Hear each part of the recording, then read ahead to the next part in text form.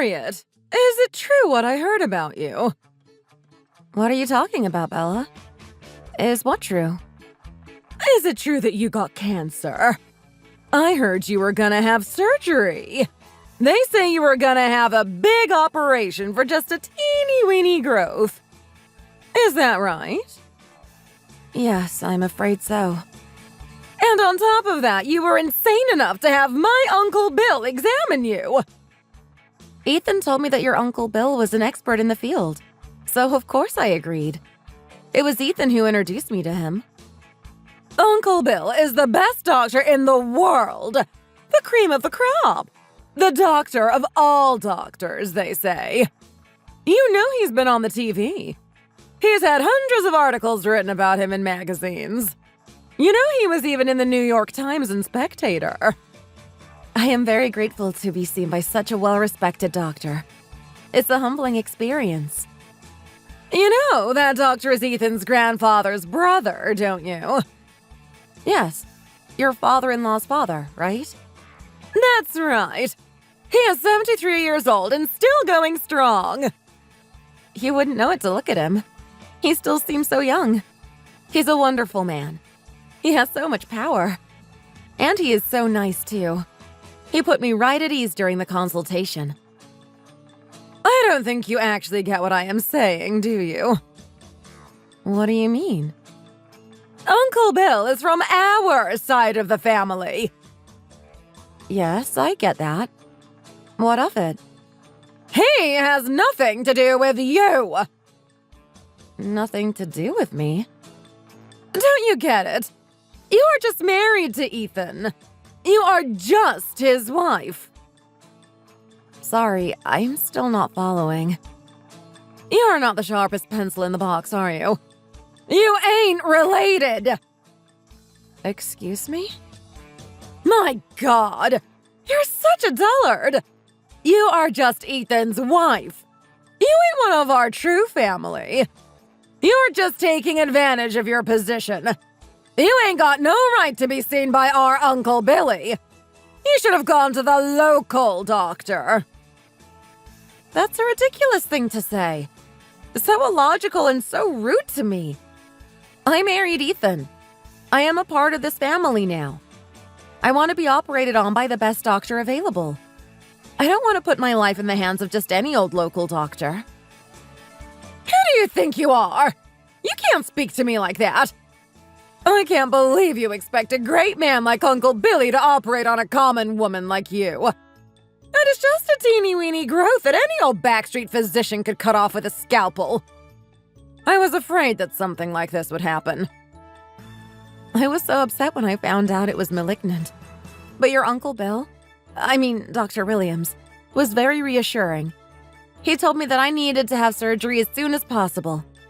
He said there was nothing to worry about. If it's taken out right now, it will heal completely. It ain't nothing that a good night's sleep wouldn't heal. Sleep? What are you talking about? This is cancer. It's a little more serious. Besides, if you're having surgery, you'll be hospitalized, right? Who's gonna pay for that? We'll find a way. This is my health. Who's going to look after the housework and the cooking when you're in the hospital? I was hoping you could do it. I'll only be in for a few days. It's not like it's long term. You've gotta be kidding me. I'll be back on my feet in no time at all. I want to fight this. Ethan said he'd help out as much as he can, too. He said it's not a busy time at work, so he can take some time off. You expect Ethan to take on your chores, too? He's too good for you, our Ethan. You take advantage of his kind nature. He may say he's not busy at work, but that is just a lie he tells you to make you feel better. What a wife you've turned out to be for our Ethan, making him clean up all the mess you leave. Women these days have no common sense. I'm sorry you think that way. I'm gonna call Uncle Bill and tell him that you've decided to find your own doctor. So you'd better get your skates on and head up Main Street. You're being unreasonable. He took the time out of his busy schedule to see me. I don't want his time to be wasted.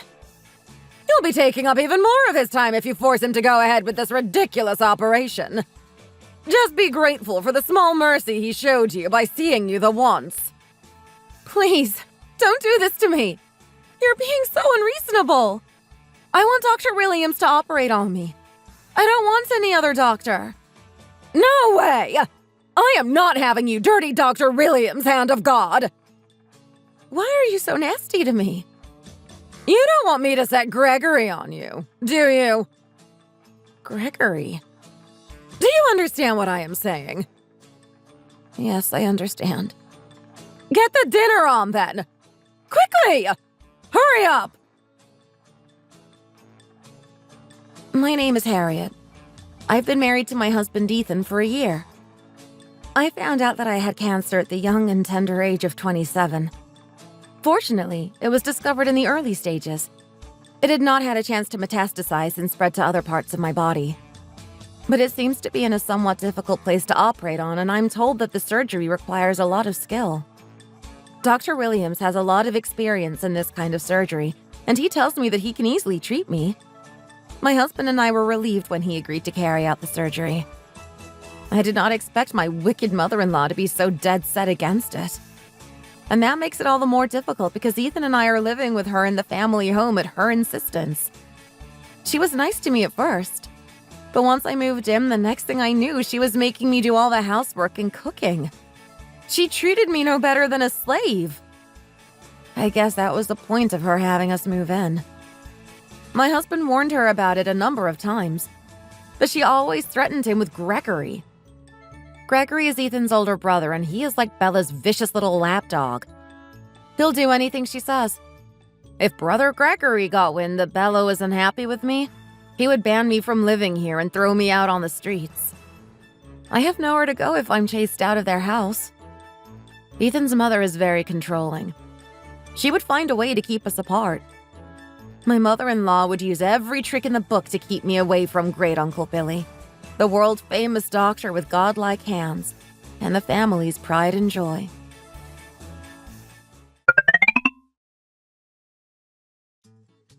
How kind of your mother-in-law to run a nice hot bath for you. What a sweet lady I am. You told me to get in right away, so I did. I almost burned the skin off my feet, it was so hot. I was only thinking of you when I run it at that temperature. It was 140 degrees! That is not a safe temperature for a human being to bathe in. What a load of rubbish. I saw on TV that cancer cells can be eliminated at high temperatures. I thought I was doing you a favor. You're talking about hypothermia treatment, right? They use thin needle probes to pinpoint the tumor and destroy the cancerous cells with heat. Needle-thin probes, not hot baths, Bella. You never hear about those comedians on that TV show too hot to handle getting cancer. There was one last week when the temperature went up to 200 degrees. That's TV! It's a game show! It's not real! There is no human on this earth who could stand that kind of temperature. So you couldn't take a bath? No, I couldn't. What a waste of my benevolent deed! My feet are still red raw and stinging from the heat. Oh yes, I just remembered I have an acquaintance who is a famous psychic medium. Really? It's probably just a bad spirit that you are a host to. You need to have it removed. Then you'll be cured. I'm not sure I believe in that kind of thing. In that case, what about waterfall treatment? Yes, try the ocean or a waterfall. I heard that there was a study that proved that 10 minutes of listening to the sounds of splashing water can do wonders for curing cancer. With all due respect, Bella, I would rather go to the hospital to have surgery. I'm not really convinced by those other kinds of treatment. If you go to the hospital, there is no way you will ever be able to come back to this house again. Why? I heard you are having an affair. I'm going to tell Ethan. That's a ridiculous suggestion. I'm not having an affair. The other day, I saw you at the door leaning against the mailman. What mailman? I have a picture of it.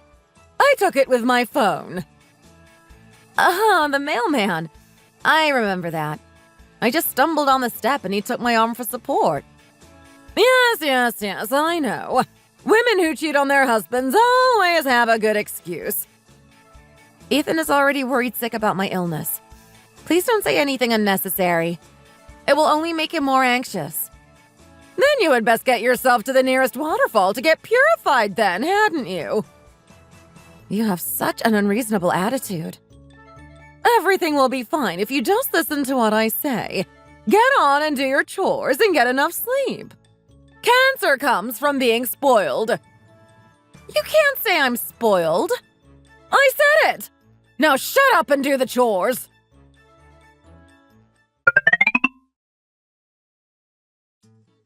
Why Ethan ever married such a stupid woman as you is beyond me. I told you over and over, you ain't got no right to go to Uncle Bill's hospital. You couldn't get that into your thick skull, could you? What the deuce are you doing? Shame on you. I'm sorry, but I really want to get this treated properly. Ethan and I want to have children, so I need to be healthy. That's not a good enough reason to pester my Uncle Bill. What about the house? What about the chores? You are such an irresponsible woman. What now? He told me to call him when there was nothing else I could do. Call who? What are you blathering about now? Oh, Uncle Bill. Dr. Williams. Harriet, have you been exchanging WhatsApp messages with Dr. Williams? Dr. Williams said that it was a family member's privilege. But here, let's talk with him together. Dr. Williams, it's certainly been a long time. Yes, we haven't seen each other since my brother's memorial service. I always look forward to hearing about your activities. I read an article about you in The Spectator a few weeks ago. Enough of your small talk. I don't have time for your sycophantic flattery, Bella. You are absolutely right, Doctor. Let's proceed to the conversation at hand. I am so sorry for the inconvenience our family has caused you. I apologize wholeheartedly. Not at all. Ethan's wife, our dear Harriet, told me that you consulted with her about the cancer. I'm sure she's making a mountain out of a molehill, if I'm not mistaken. Is that your medical diagnosis? It's only natural for a woman of my years and experience to be of that opinion. You tell her, Dr. Williams, from the point of view of a specialist, that sleep is the best medicine. That is an interesting point of view, to be sure. I told you, didn't I, Harriet? There's that old saying that ill health begins in the mind. Young people these days just don't have the grit and guts that we had back in the day. You don't have to prescribe drugs for every little cough or sneeze. And you certainly don't have to cut them open and operate on every little lump. Just chase them out of the surgery. That's my philosophy. So you're of the opinion that I should chase Harriet out of the surgery? Yes, right away. It's a waste to spend good money on medical bills and hospitalization. If it's the kind of cancer that's going to kill you, then let fate take its course. That's what I say. My son Ethan will just have to give up the fight, too. I see. That's the be-all and end-all of a married woman's life. You obnoxious woman! Excuse me? Harriet, Yes, Dr. Williams? it must have been really hard for you to marry into a family with such a hopeless mother-in-law. Yes, Doctor. It has been really hard. What? There you go again, you spoiled brat. It's the truth. Bella, if you ever come running to me for a consultation and it turns out you have cancer, I'll tell you to sleep it off. It's different for me, Uncle Bill. If it happened to be me, I would be relieved to find out that Uncle Bill, Dr. Williams, would carry out the surgery on my cancer. Go to bed and sleep it off! Dr. Williams, with all due respect, I said it to her because she is a young woman. It's different for someone as old as I am. Bella, with all due respect, you haven't got the foggiest idea what you are talking about. It's the other way around. Cancer progresses faster when you are young. If you don't treat it properly, it can be fatal. But I hardly think Harriet is old enough for Uncle Bill to use Dr. Williams' hand of God on her. It's not for you to judge whom I can and can't heal with my so-called hand of God. I really wish that awful journalist hadn't started that whole hand of God rubbish. It's gotten quite out of hand. That's true. But she is my daughter-in-law. Is a daughter-in-law the property of a mother-in-law? What era do you think you're living in? Excuse me. Work, little concubine. Don't rest, little concubine. Little concubine not sick. All in little concubine's mind.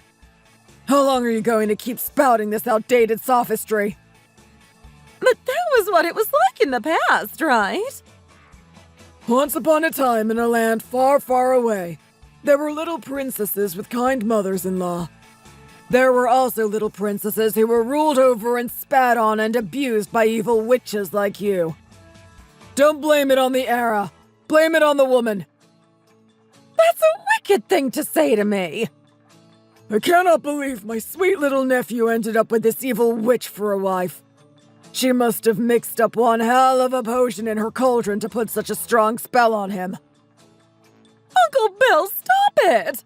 You can't speak like this about me. According to your equivocation, a wife is an outsider, so she has nothing to do with you. I'm not sure I put it quite like that. That's exactly what you meant. Case in point, you are also a wife, which means you are an outsider too. Therefore, the logical conclusion is that you have nothing to do with me. Don't you go using that awful logic on me, Uncle Bill. Bella, whatever illness you may be inflicted by in the future, I would like you not to depend on me. Please don't say that. I am a physician. My work is my life's mission. It's my pride. I don't have time to waste on pointless conversations like this with people who don't respect human life. I understand. I will let Harriet have the surgery. I don't need your permission. As long as both Harriet and Ethan agree, then we can go ahead with the surgery. It's a simple matter. It's none of your business. Stay out of it! Uncle Bill, could we talk privately? No, Bella.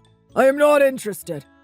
I will let the family know that in the future, I will not show up at any functions that you are involved in. If you tell them that, I'll be castigated. It's your own fault. You will deserve everything that you have coming to you. Look at what you've done, Harriet. It's all your fault. Say something. Serves you right. Well said. You have to get these things off your chest.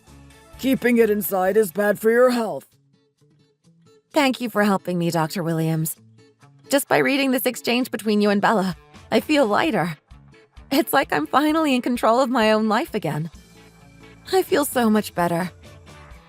It's nice to know that we could get rid of the source of your stress before the surgery. Uncle Bill, my phone won't stop ringing with calls from angry relatives. This is all you're doing. Ugh, I forgot to mention. I've been on the phone with everyone to let them know what's been going on. I told them I wouldn't show my face anywhere that you were present. They said they always look forward to seeing Uncle Bill, and they blamed me for upsetting him. They told me to leave. They said I was poison to this family. They say they are banning me from everything. You loathsome man. If you are kind to people, the warmth of that kindness comes back to you. If you are hard on people, you have to be prepared for what you'll get thrown back at you. I can't believe you've lived this long and still don't understand this one simple thing. I think I know that now. Harriet, your examination is tomorrow morning. Let's get you ready for the surgery. Thank you, Dr. Williams. And when you are better, would you and Ethan join me for a slap-up meal? We'd be delighted. It'll be my treat. Let's look forward to that. My life is in your hands, Dr. Williams. Don't worry about a thing, Harriet. My hands are the so-called hands of God. Would I perchance be invited to this slap-up meal, Uncle Bill? Are you still here, Bella? Be off with you!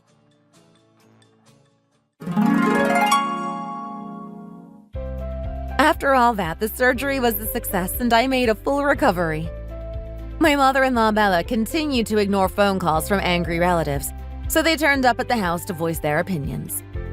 There was shouting and yelling, and curses and complaints were bandied back and forth. Over and over, they told her to get out of the house and leave the family. They told her she was no longer welcome to any of their functions. And since my father-in-law holds Dr. Williams in such high regard, and because my mother-in-law couldn't forgive him, they ended up getting a divorce at a ripe old age. He kicked her out and we lived together, just the three of us. Bella was not able to afford to rent an apartment on her pension. In the end, she had no other choice but to live in a shack deep in the Blue Ridge Mountains of Virginia. She lives there alone to this day, surrounded by old people. I'm forced to work as a maid for a living. Thanks for watching. If you liked this video, please press the like button. Don't forget to subscribe to our channel and leave a comment below. See you next time!